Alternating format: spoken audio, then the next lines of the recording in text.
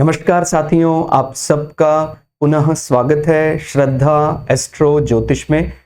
तो आज हम गोचर को ही आगे बढ़ाने वाले हैं। इससे पहले हम लोगों ने गोचर पर एक क्लास और रिकॉर्ड किया था, एस्ट्रो ज्योतिष प्लेलिस्ट में आपको मिल जाएगा। लेकिन जैसे हमने पहले ही कहा था कि वो अलग अलग उसके स्तर होंगे, कोई बिगनर लेवल पर, फिर थोड़ा इंटरमीडिएट, फिर एडवांस। तुम कह सकते हैं थोड़ा सा ये इंटरमीडिएट कहा जा सकता है। हमने जब शुरुआत में गोचर की बात की थी तो उस समय हमने कोई ऐसा वेद की बात नहीं की थी, यानी कोई ऐसा बीच में जो फ्रूटफुल रिजल्ट आने होते हैं वो कुछ दिनों के लिए बाधित हो जाते हैं। तो वो क्या है, वो वेद या विपरीत वेद गोचर में जो देखा जाता है वो आज के इस क्लास में हम शामिल करने वाले हैं। तो जो लोग बिगनर लेवल पर अभी हैं, मैं उनसे रिक्वेस्ट करूंगा कि आप एस्ट्रो ज्योतिष प्लेलिस्ट में जाएं, जहां आपको शुरुआती जो क्लास मिलेगी गोचर के ऊपर, पहले आप उससे निर्धारण करना थोड़ा सीख लें, फिर सरल हो जाएगा। उसके बाद आप यहां आए। और मैं आपको शुरुआत करने से पहले ये बता रहा हूं, ऐसा नहीं है कि जब हम इंटरमीडिएट या एडवांस लेवल पर जाएंगे तो पुरानी चीजों का इस्तेमाल नहीं करने वाले हैं।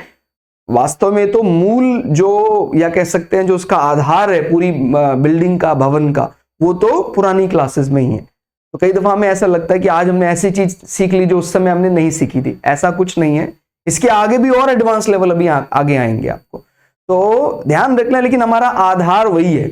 आज भी कई ज्योतिषी गुरुओं के आशीर्वाद से बहुत बढ़िया प्रेडिक्शन करते हैं, गुरुओं के आशीर्वाद से, देवताओं के आशीर्वाद से, और वो वेद या विपरीत वेद का प्रयोग भी नहीं करते हैं, फिर भी उनका जो प्रेडिक्शन है बहुत बढ़िया आता है। इसके आगे और भी कई चीजें हैं जो कि उस समय आपको जानते हैं, जब भी हम प्रश्न देखते हैं किसी का तो उस समय कई विधाएं सिर्फ पुष्टि करने के लिए उपयोग में लाई जाती हैं। तो हम कह सकते हैं अच्छी चीजें आपके जीवन में घटित हो रही है। हमने विंशोत्तरी दशा देखी, फिर हमने योगिनी दशा देखी, और भी कई दशा देखी। तो जो हमें दशा में प्रॉमिस दिखाई दे रहा है उसकी पुष्टि करने के लिए हम गोचर में आते हैं। और गोचर एक सेलेक्टिव कुंडली पर हम अप्लाई जनरली नहीं कर सकते। आप खुद समझ रहे हैं, चंद्र राशि का विषय माना जाता है, तो चंद्र राशि तो सैकड़ों लोगों की एक समान हो सकती है। तो हम इसको तभी अप्लाई करें जब हम उस सेलेक्टिव कुंडली की पहले दशा निकाल ली हमने, और उस दशा को हम कहीं ना कहीं एक दूसरे माध्यम से भी, माने दूसरे तरीके से भी, विंशोत्तरी दशा सभी जगह सबसे ज्यादा प्रचलित है और बराबर उतना ही आदर विंशोत्तरी दशा का है, चाहे वो उत्तर भारत हो, पूर्वी भारत हो, पश्चिमी हो, दक्षिण भारत हो। विंशोत्तरी दशा में सभी एक सुर से यही कहते हैं कि ये सभी दशाओं का मास्टर है, वो एकदम सही प्रेडिक्शन देता है। लेकिन फिर भी और भी इसमें कई दशाएं हैं, तो उस दशा से हमने जो रिजल्ट निकालने वाले हमें दिखाई दे रहा है उसकी पुष्टि हम गोचर से अगर करवा लें तो फिर वो बहुत बढ़िया रिजल्ट अपने को मिल जाता है। तो क्या गोचर में वेद है? क्या वेद को वेद यानी एक प्रकार की रुकावट, ऑब्स्ट्रक्शन जो आते हैं, बाधाएं आती हैं, वो ऑब्स्ट्रक्शंस कैसे रिमूव किए जा सकते हैं? कब? कुछ कई बार वो वेद सिर्फ कुछ दिनों के लिए लगता है कि भाई ये हमने दशा में देखा और दशा एकदम फेवरेबल है, दशा की तरफ से ग्रीन सिग्नल है। लेकिन हमने यहां गोचर में देखा कि वेद कुछ दिन के लिए कहता है 7 दिन में ट्रांजिट में वो ग्रह चेंज हो रहा है, तो जो प्लैनेट को रोक रहा था, बाधित कर रहा था, वो यहां ठीक हो जाएगा और आपको वो फ्रूटफुल रिजल्ट मिल जाएगा। या वेद को भी कैंसल आउट करने का एक तरीका होता है, तो वो क्या है, तो वो भी हम यहां आज समझने वाले हैं। रूल वही है, हम जब भी कभी दशा हम देखते हैं तो हम क्या मुख्य रूप से निर्धारण करते हैं? महादशा का स्वामी। ठीक हो गया। गोचर का महत्व तभी काउंट करेंगे ज्यादा जब हम दशा, माने महादशा, अंतरदशा और प्रत्यंतर दशा, ये तीनों पहले हमने निकाल ली। हम महादशा यानी एक प्रकार का, जैसे एक फेडरल सिस्टम में सेंट्रल गवर्नमेंट का जो रोल होता है, भाई अपनी केंद्र सरकार ही बदल गई तो बहुत लंबे समय तक उसका प्रभाव रहेगा, उसके जो जो एजेंडे है उसको वो पूरे करने हैं। यानी मान लीजिए, उदाहरण देकर बताते कि शनि की महादशा अभी शुरू हुई है, ये एग्जाम्पल चार्ट जो हमने लिया है मेष लग्न के लिए। तो और ध्यान रखना है, हम जब एग्जाम्पल चार्ट ले रहे हैं तो जो दशाएं होंगी वो तो चंद्र कुंडली से यानी चंद्रमा से तय होती हैं, लेकिन उसका जो महत्व हम देख रहे हैं वो लग्न सोसाइटी क्या मानेगी। हमने देखा कि भाई चंद्रमा उनका सपोज चंद्रमा उनका कर्क राशि में, लग्न उनका क्या है, मेष लग्न है। तो जो दशाएं उनको मिली हैं, दशाएं उनको चंद्रानुसार ही तय होती है। जब आपका जन्मकालीन चंद्रमा किस नक्षत्र में था उसी ऑर्डर से आपको दशाएं मिलती हैं। तो फिर अपने को दशा समझ में आई, लेकिन उसका इंपैक्ट हमारे जीवन में एक सोशल इंपैक्ट जो पड़ता है वो लग्न अनुसार पड़ता है कि भाई लग्न अनुसार वो उसका दशम और एकादश भाव है। तो शनि की महादशा में उस प्लैनेट का एजेंडा, पूरी जो सेंट्रल गवर्नमेंट अभी चेंज हो गई है, वो मुख्य रूप से अगले 19 साल के लिए अपने स्टेटस और अपने इनकम सोर्सेस को सोसाइटी की दृष्टि से बनाने का काम करेगा। यानी समाज में मैसेज जाएगा कि भाई व्यक्ति ज्यादा समय बिता रहा है दशम भाव और एकादश भाव में, चाहे वो स्वयं जातक, समझिए जरा, चाहे जातक स्वयं यह मान रहा है कि नहीं मैं तो अभी अपने पार्टनरशिप में या पत्नी के कार्य में ज्यादा व्यस्त हूं, ससुराल में मेरा समय ज्यादा बीत रहा है, ससुराल वालों के साथ ज्यादा समय बीत रहा है, क्योंकि चंद्र कुंडली से वो सप्तम और अष्टम भाव है, लेकिन लग्न अनुसार वो दशम और एकादश है। लेकिन सोसाइटी में जो इंप्रेशन जाता है, जो प्रभाव जाता है, उसका ही महत्व सबसे ज्यादा होता है कि व्यक्ति ये धनाढ्य हो गया है। कई दफा व्यक्ति बहुत धनी हो जाता है, लेकिन चाह कर भी वो उस धन के बारे में ज्यादा लोगों को बता नहीं सकता है। यानी वो कुछ इस प्रकार का धन है या उस प्रकार का व्यक्ति का मन ऐसा है कि अभी मैं बताना नहीं चाहता हूं। तो अलग अलग प्रकार की चीजें होती है जो चंद्र कुंडली और लग्न कुंडली के अंतर से समझी जाती है। लेकिन जब भी हम ट्रांजिट पर विचार करेंगे, जब गोचर, उस जो दशा अपने को मिली है उसकी गोचर से जब पुष्टि करवाते हैं, तो गोचर चंद्रमा से निर्धारित होता है। अगर किसी का, जैसे मैंने बोला, मेष लग्न है, कर्क राशि है, तो जब आप ट्रांजिट पर विचार करेंगे, तो जैसे अभी फिलहाल की आप कुंडली बना लीजिए, अभी जो अलग अलग ग्रह जहां जहां जिस जिस राशि में बैठे हैं वहां बना लीजिए, और आपको फिर लग्न क्या बनाना है, कर्क लग्न बनाना है। समझ में आ रहा है आपको? जो भी जातक की चंद्र राशि होती है उसको लग्न मानकर उस अनुसार सारे प्लैनेट को अलग अलग जो भी जहां आपको दिख रहे हैं वर्तमान में वहां बिठा दीजिए। और फिर हम जो हमें दशा, अंतरदशा, प्रत्यंतर दशा से समझ में आ रहा है, प्रत्यंतर दशा यानी एक प्रकार का स्मॉल विंडो, एक स्मॉल ड्यूरेशन, और उसके नीचे अंतरदशा है, वो थोड़ा बड़ा ड्यूरेशन होता है कि भाई इस पर्टिकुलर स्पैम में वो इससे रिलेटेड कार्य ज्यादा करने वाला है। एजेंडा तो मुख्य रूप से सेंट्रल गवर्नमेंट जो आई है, यानी महादशा जो आई है, वो तो यही रहेगी, दशम और 11। लेकिन उस शनि के नीचे, मान लीजिए अभी शनि के नीचे जो पहली आपको समझते हैं, शनि के नीचे पहले तो अंतरदशा में शनि ही आएंगे, लेकिन उसके नीचे मान लीजिए अभी शनि के बाद जो भी अपने को ऑर्डर मिला है, बुध अपना शुरू हो गया, तो फिर बुध का एजेंडा यानी बुध की अंतरदशा लग गई है, तो बुध को क्या काम मिला है, इनिशिएटिव बहुत लेने लग जाएंगे उन दिनों पर, और कोई ऐसी छोटी यात्रा, लेकिन उसका बड़ा इंपैक्ट हमारे दशम और 11वें भाव पर ही पड़ रहा है। और छठा क्या होता है, कुछ ऐसी चीजें जो कुछ legal matter, court cases pending है related to social status and money flow, हमारा कुछ ऐसा लीगल चीजें रुकी हुई हैं जिस कारण से हमारे बिजनेस में या हमारे इनकम फ्लो नहीं चल पा रहा है, तो कुछ ऐसा विनिंग के लिए आप इंतजार कर रहे हैं। तो इस महादशा में जो ये अंतरदशा आई है अभी बुध की, ये हो सकती है अगर बुध की प्लेसमेंट बहुत बढ़िया है, मान लीजिए बुध यहीं बैठे हैं, उच्च की डिग्रियों में बैठे हैं, बहुत बढ़िया है, ऋण मुक्ति और ऋण में फंसाने वाला भाव भी छठा है, ऋण से बाहर निकालने वाला भाव भी छठा भाव है। ठीक हो गया? तो यहां से अपने को ग्रीन सिग्नल दिखाई दिया। फिर उसमें महादशा, अंतरदशा, फिर प्रत्यंतर दशा को एक छोटा हमने एक विंडो मिला, कुछ 3 महीने का अपने को विंडो मिला कि भाई ये 3 महीने शनि में, बुध में, मान लीजिए शुक्र का समय आया, शनि में, बुध में शुक्र, शनि अपना मैं एग्जांपल देकर बता रहा हूं सिर्फ। मान लीजिए शनि हमारा एक्सेल्ड है, बुध भी अपनी उच्च डिग्रियों में है और शुक्र महाराज भी कहीं अच्छी स्थिति में बैठे हुए हैं, तो महादशा ग्रीन सिग्नल दे रही है, अंतरदशा उन हाउसेस से रिलेटेड ग्रीन सिग्नल दे रही है, प्रत्यंतर दशा या एक प्रकार का जिसको बोलते हैं डिलीवरी बॉय, एक सेंट्रल गवर्नमेंट के साथ जोड़ दिया, एक स्टेट गवर्नमेंट के साथ जोड़ दिया, और एक को हम अपना कह सकते हैं हमारा जो डिस्ट्रिक्ट लेवल पर जो म्युनिसिपल कॉर्पोरेशन, इस प्रकार का जो अथॉरिटी है उससे हमारी अप्रूवल, उससे हमारा एक अच्छा संबंध, वो हमने प्रत्यंतर दशा से जोड़ लिया।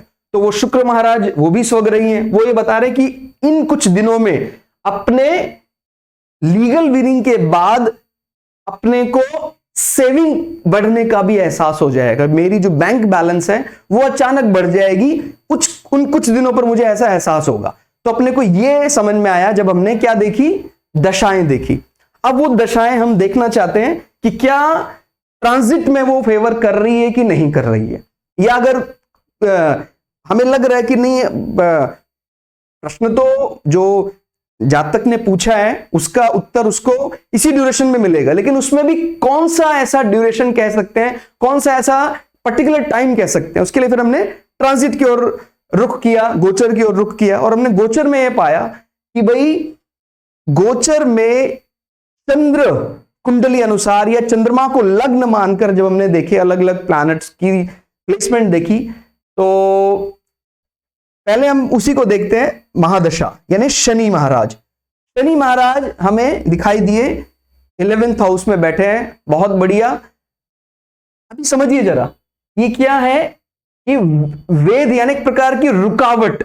शनि महाराज ट्रांजिट में भी अकॉर्डिंग टू चंद्र कुंडली से 11th में, मान लीजिए उस समय टॉरस में चल रहे हैं शनि, ठीक हो गया, चंद्र कुंडली से 11th हाउस में आ रहे हैं, लेकिन फिर भी हमें वो रिजल्ट नहीं मिल पा रहा है। हमें ऐसा लग रहा था अब तो उसका किसी को कोई बाधा दिक्कत नहीं है, शनि भी हमारा ग्रीन सिग्नल दे रहा है, बुध भी दे रहा है और शुक्र भी दे रहा है, और तीनों बहुत अच्छे फ्रेंड हैं। फिर क्यों रिजल्ट अभी तक वेटिंग में है, रिजल्ट नहीं मिल पा रहा, सब कुछ फेवरेबल है, पूरा माहौल बना हुआ है। फिर हमने देखा कि ट्रांजिट में, गोचर में जो अपने चंद्र कुंडली से माने पंचम भाव में कोई ग्रह बैठा हुआ है, ठीक हो गया, ध्यान रखना है, पंचम भाव में ग्रह बैठा हुआ है और वो सूर्य के अलावा कोई ग्रह है, ध्यान रखिए, क्योंकि सूर्य, शनि और चंद्रमा और बुध में वेद या बाधा अप्लाई नहीं करनी है, बाकी सभी जगह ये जो टेबल है अप्लाई होगा। समझ में आया आपको कि शनि 11th हाउस में है और पंचम भाव में, ठीक हो गया, पंचम भाव में मंगल बैठे हैं। उदाहरण देकर बता रहा हूं, चंद्र कुंडली से माने आपका जो जन्मकालीन चंद्रमा है वो यहां है, और यहां से हमने देखा 11th हाउस में ट्रांजिट में कौन आ रहा है, शनि आ रहा है।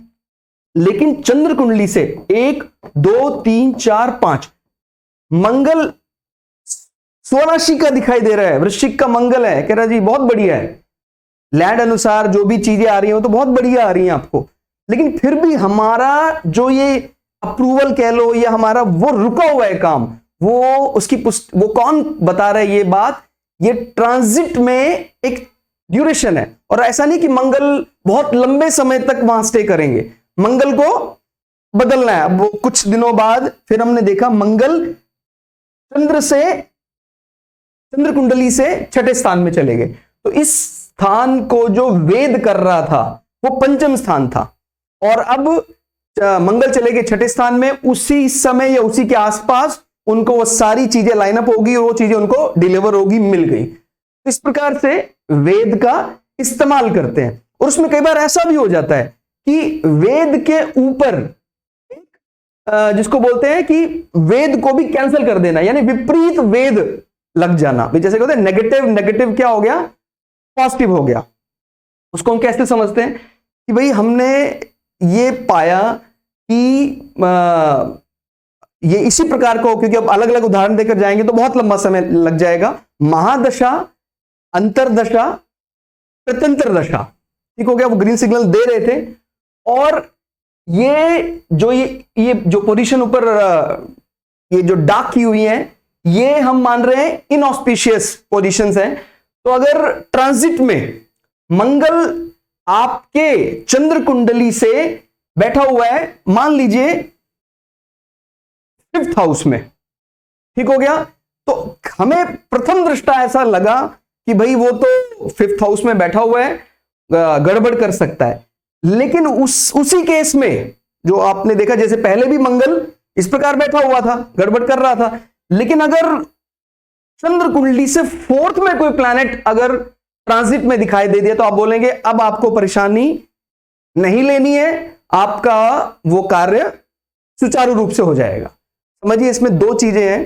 पहले हमने क्या पाया था कि ट्रांजिट में, गोचर में जब हमने देखा शनि महाराज 11th हाउस में ग्रीन सिग्नल दे रहे हैं, ये ऑस्पिशियस पोजीशन है, अच्छी है, फिर भी हमारा कार्य बाधित हो रहा था क्योंकि पंचम भाव में मंगल आ रहे थे, तो वो उसको वेद कर रहे थे।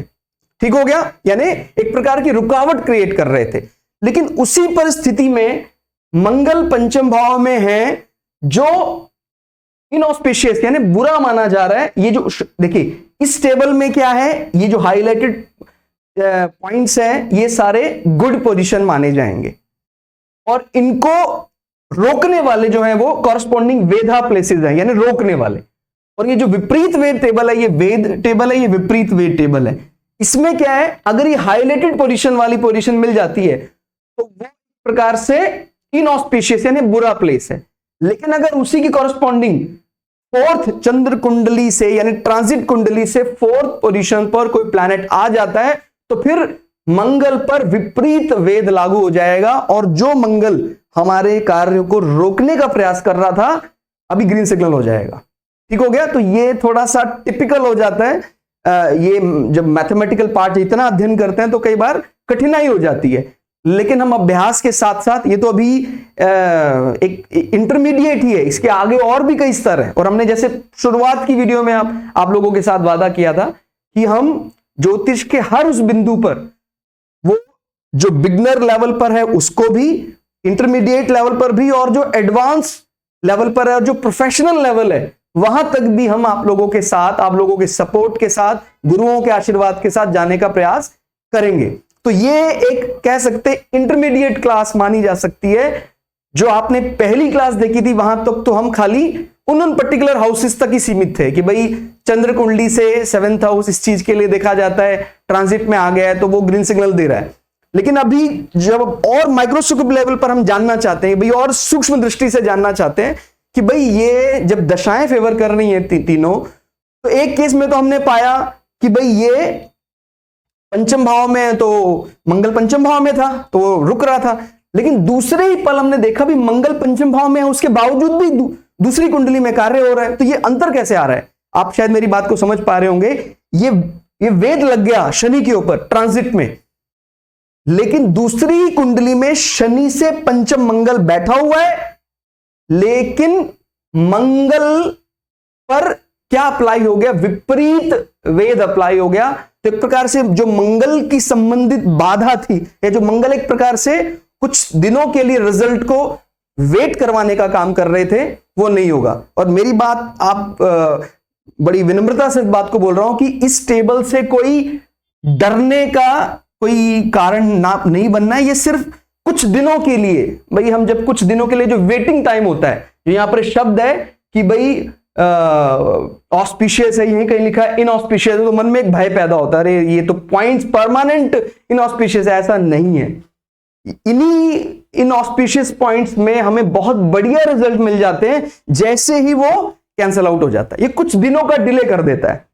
और आपको पता है डिले के मामले में या टाइमिंग के मामले में सिर्फ 2 प्लैनेट ऐसे हैं जो थोड़ा ज्यादा समय लेते हैं, बृहस्पति और शनि। नहीं तो लगभग सभी ग्रह बहुत ही कम समय के अंदर, चंद्रमा तो आपको पता ही है वो तो बड़ी तेजी से अपनी बदल रहा है, और इसी प्रकार से सूर्य है, मंगल है, बुध है, शुक्र है, बड़ी तेजी से वो अपना स्थान परिवर्तित कर लेते हैं।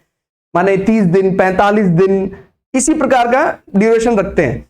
लेकिन ये राहु, केतु, शनि मैंने राहु केतु का नाम इसलिए नहीं लिया क्योंकि हम ऐसा मानते हैं कि भाई अगर डार्क साइड के राजा हमारे फेवर में है, माने शनि हमारे फेवर में है, तो ज्यादातर केसेस में राहु इतनी बड़ी बाधा ट्रांजिट के कारण पैदा नहीं करते हैं। ठीक हो गया? तो ये बात आपको इस टेबल के मदद से आप हो जाएगी। एक बार फिर से एक दूसरे उदाहरण स्वरूप ले लेते हैं कि एक तो ये होता है वेद, यानी रुकावट पैदा करना। जैसे आपने देखा कि मार्श, मंगल जो है वो आपने ट्रांजिट कुंडली बनाई, वो आ रहे हैं 11th हाउस में, अच्छा माना जाता है। अभी मंगल से 5th हाउस में कोई प्लैनेट आ गया है, तो जब तक वो प्लैनेट वहां से मूव नहीं हो जाता है तब तक वो उस चीज को डिलीवरी करने में, या कह सकते जो प्रॉपर जिस वे से होना चाहिए था वो नहीं होगा। लेकिन इस बात को अच्छे से समझ लीजिए कि हमारी महादशा, अंतरदशा, प्रत्यंतर दशा अगर ग्रीन सिग्नल दे रही है तो वो कार्य तो होगा। बस उसको बोलते हैं ना, थोड़ा सा थोड़ी हल्की सी हमें लग सकती है भाई डिले हो गया या खटास हल्की सी आ गई, कार्य तो वो होगा। समझ में आ रहा है आपको? ट्रांजिट एक बहुत, एक कह सकते हैं एक सेलेक्टिव चीज नहीं है, एक कॉमन चीज है। भाई इतने लोगों की राशि कर्क है, इतने लोगों की राशि मेष है, उन सभी के लिए ट्रांजिट देख रहे हैं। तो जब आपने एक सेलेक्टिव चीज निकाली, सेलेक्टिव यानी दशा, महादशा, अंतरदशा, उसके बाद फिर आपने उसको कॉमन पर अप्लाई करके देखा और वहां कॉमन में भी आपको वहां ग्रीन दिख रहा है, तो फिर ये खाली एक कहते हैं एक एक्स्ट्रा स्टैंप लगा दी हमने, तो बहुत बढ़िया हो गया। इतना ही ध्यान रखना है, इन नंबरों से कोई मन में डर नहीं पैदा करना है कि भाई अरे 1 3 6 7 10 11 ही अच्छा है चंद्रमा, बाकी 5 9 12 2 4 8 ये तो खराब है। उल्टा हम कहते हैं अगर किसी के लग्न कुंडली में चंद्रमा दूसरे स्थान में, चौथे स्थान में बैठा है, थोड़ा राशि का सपोर्ट मिल जाए तो बल्ले बल्ले बहुत बढ़िया है। इसलिए ये टेबलों का उपयोग बहुत सोच समझ कर करना है और भय नहीं पालना है। ये एक सिर्फ एक टेम्परेरी इशू समझना है इस चीज को, एक थोड़े दिनों के लिए जो रुकावट हमें मिल रही है। जैसे कई लोगों ने कमेंट किया और मैं सभी का उतना ही सम्मान करता हूं, आप किसी भी दृष्टि से वो करें, मैं नहीं समझता कि आप कितना ज्यादा ज्योतिष जानते हैं। कई लोगों ने कहा कि सर मैंने कुछ बात कही होगी, भाई एकादश भाव के स्वामी बहुत बढ़िया आयेश हैं, स्वग्रही होके बैठे हुए हैं, तो उन्होंने बढ़िया ऐसे कमेंट किया जिज्ञासा की दृष्टि से कि सर वो तो कई लग्नों में बाधक भी होता है। लेकिन मैं आपसे विनम्र निवेदन करना चाहूंगा, अगर जब आप फलित करने पर आते हैं, अगर ये सारी बातें मारक, बाधक इसी प्रकार से अप्लाई करने लग जाएं तो फिर कभी फलित नहीं कर पाएंगे। जो ग्रह मारक है उसी ग्रह के पास कुटुंब को बसाने की रिस्पॉन्सिबिलिटी भी है। देखिए ना, आप सप्तम भाव और द्वितीय भाव के बिना क्या हमारा काम चल सकता है, जिसको आप कितना कोस रहे हैं, ये देशकाल पात्र कह लें या परिस्थिति अनुसार। अब आपके पास जो कुंडली आई है, अगर हेल्थ को लेकर उसको हेल्थ समस्याएं चल रही है, तो हमने देखा भाई कुछ दिनों के लिए वो जो बाधक वाला पार्ट आ रहा है, भाई जैसे कोई चर लग्न आया है, 1 4 7 10 वाला लग्न आया, तो हमने कहा भी 11वें भाव के स्वामी का प्रत्यंतर दशा चल रहा है, तो अभी हेल्थ को रिकवर करने में थोड़ा सा समय और लग सकता, बस इतना ही उसका देखने का नजरिया है। ऐसे नहीं बोलना है कि भाई तेरे तो भाग्य फूट गए, तेरे तो मारक की दशा चल रही, तेरे तो बाधक की दशा चल रही है। बाधक आपको पता है कई लग्नों में बाधक नवमेश भी होता है, तो क्या नवमेश भाग्य, जिससे भाग्य देखा जाता है, धर्म देखा जाता है, उसको हम खराब बोलेंगे क्या? नहीं। तो ये जो दृष्टि है ये ठीक नहीं है। इस दृष्टि को मैं आपको बड़ा विनम्रता से कह रहा हूं, इसको थोड़ा बदलिए। एक लर्नर होता है और एक उस लर्निंग को दूसरे तक पहुंचाने का कार्य करता है। तो जब हम सीख रहे होते हैं, पुस्तिकाएं खोल रहे होते हैं, तो हम अलग अलग प्रकार के रॉ डाटा में सारे शब्दों का इस्तेमाल करते हैं, भाई ये बाधक है, ये मारक है। लेकिन जब आप वही चीजें बिना उस देशकाल पत्र है ना समय का ध्यान नहीं करते और कभी भी बोल देते हैं। अब व्यक्ति आया था विवाह के लिए कि जी मेरा तो विवाह दृष्टि से देखिए चार्ट कैसा है, हमने देखा भाई सप्तम भाव का स्वामी बहुत बढ़िया है, द्वितीय भाव का, तो उसको क्या बोलेगा कि भाई तेरी तो मृत्यु का है, देख ले भाई तेरा तो उसका जो स्वामी है वो अपने ही घर में बैठा है क्या।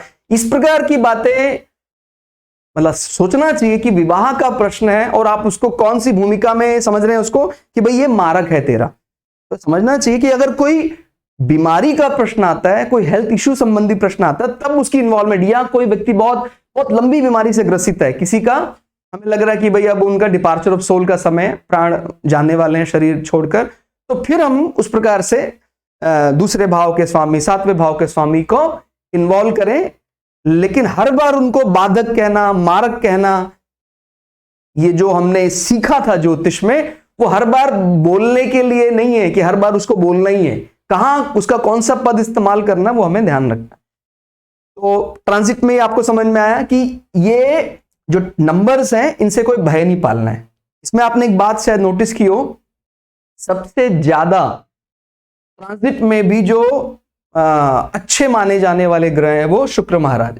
प्रथम भाव में तो दूसरे, तीसरे, चौथे, पांचवें, आठवें, नौवें, 11वें, 12वें, देखो गोचर में इनमें से कहीं भी चल रहे हो तो कहेंगे भाई आपको समझिए जरा, आपको जो दशा कह रही है उसमें इनको कोई ऑब्जेक्शन नहीं है। जनरली शुक्र के कारण हमारा ऑब्जेक्शन बहुत कम होता है, आप देख रहे होंगे, लेकिन कभी कभी वो कुछ दिनों के लिए ऑब्जेक्शन हो भी जाता है। अभी ट्रांजिट में हमने देखा 12वें भाव में शुक्र बैठे हैं, वैसे ये अच्छे उस स्थान में बढ़िया माने जाते हैं, लेकिन अगर तीसरे भाव में कोई ग्रह वहां बैठा हुआ है तो कुछ दिनों के लिए अभी वो टालमटोल कर रहे हैं, वो जो जैसा हमें रिजल्ट मिलना चाहिए था, जो फ्रूटफुल रिजल्ट मिलना चाहिए था, वो अभी नहीं मिल पा रहा है, बस इतना ही है। लेकिन जैसे वो प्लैनेट तीसरे भाव से कहीं निकल गया तो फिर वो कार्य हमारा बहुत बढ़िया हो गया, ठीक हो गया। तो इसको जो नीचे नंबर से क्या बोल रहे हैं, ये वेद पैदा करते हैं, रुकावट पैदा करते हैं, लेकिन रुकावट किस पर अप्लाई नहीं होगा, पिता पुत्र पर अप्लाई नहीं होगा। सूर्य, शनि, चंद्र, बुध, ठीक हो गया। बुध को हम चंद्रमा का पुत्र मानते हैं, इसी प्रकार से शनि महाराज सूर्य नारायण के पुत्र माने जाते हैं। यह है विपरीत वेद, वो हम पढ़ते थे जैसे कि दुश्मन का दुश्मन दोस्त, नेगेटिव नेगेटिव पॉजिटिव। तो बोलते हैं कि सन, आप तो ये तो आपने देख ही लिया होगा कि जो ये पॉइंट्स हैं, जो ये पॉइंट्स हैं, जो जिनको यहां अच्छा प्लेस माना जा रहा है, इन्हीं के अलावा जो बच गए वो सारे यहां आ गए हैं। जैसे यहां 1 2 3 कहां चला गया, यहां, तो इसलिए 3 यहां नहीं है, 6 यहां नहीं है, ठीक हो गया। 4 5 7 8 9 12। तो ट्रांजिट में आपने देखा सूर्य अष्टम चल रहा है, तो हम क्या मान रहे हैं, ट्रांजिट में सूर्य अष्टम चल रहा है, तो ये इनऑस्पिशियस कुछ समय के लिए वो उसको बाधित कर सकता है। लेकिन हमने क्या देखा कि अभी मान लीजिए आज 13 तारीख है, किसी भी महीने की 13 तारीख है, और ट्रांजिट में वो 8वें स्थान पे चल रहा है, तो वो क्या है, इनऑस्पिशियस है। और 2 दिन के बाद, 4 दिन के बाद कोई प्लैनेट और अष्टम स्थान में आ गया, ठीक हो गया। जैसे दूसरा प्लैनेट 8वें स्थान में आया, वैसे ही उसका वो काम जो पेंडिंग था वो पूरा हो गया, क्योंकि ये क्या हो गया, विपरीत वेद लागू हो गया। अष्टम में सन था, दूसरा प्लैनेट जैसे अष्टम भाव में आया, ठीक हो गया। ट्रांजिट में कहां से विचार कर रहे हैं, चंद्र कुंडली से, वैसे उसका कार्य पूरा हो गया। और मैंने ये 13-14 तारीख की बात क्यों की, क्योंकि आपको पता है वैसे भी सूर्य लगभग वही 16-17 तारीख के आसपास अपना राशि बदल देते हैं, तो ट्रांजिट में वो बदल जाएंगे। तो जैसे उनका कार्य पूरा हुआ, वो अपने आप फिर कहां चले गए, 9th पोजीशन में चले गए। और 9th पोजीशन में जाने के बाद मतलब हमें एक विंडो मिला और हमारा एक काम अप्रूव हो गया, फिर से वो एक बाधा लग गई, ऐसा लगा वो कार्य अप्रूव हो गया, तो फिर एक छोटा सा पार्ट उसका रह गया। ऐसा क्यों हुआ, जैसे ही वो 9th हाउस में गए, 17 तारीख 18 तारीख आते ही 9th हाउस में चले गए। फिर हमने क्या देखा कि 10th हाउस में अभी कोई प्लैनेट नहीं है, समझिए। तो जब तक 10th हाउस में कोई प्लैनेट नहीं है, तब तक वो कुछ दिनों के लिए पेंडिंग में रहेगा। और जैसे ट्रांजिट में कोई प्लैनेट 10th हाउस में आया, वो अपना कार्य कर जाएगा। और ये तो बात हम समझते ही हैं कि बहुत लंबा वेद कोई दे नहीं सकता है, कारण आप जानते हैं, माने बहुत लंबी रुकावट कोई दे नहीं सकता है वो, क्योंकि ट्रांजिट में चंद्रमा को तो मूव करना ही करना है, फटाफट मूव कर रहे हैं वो।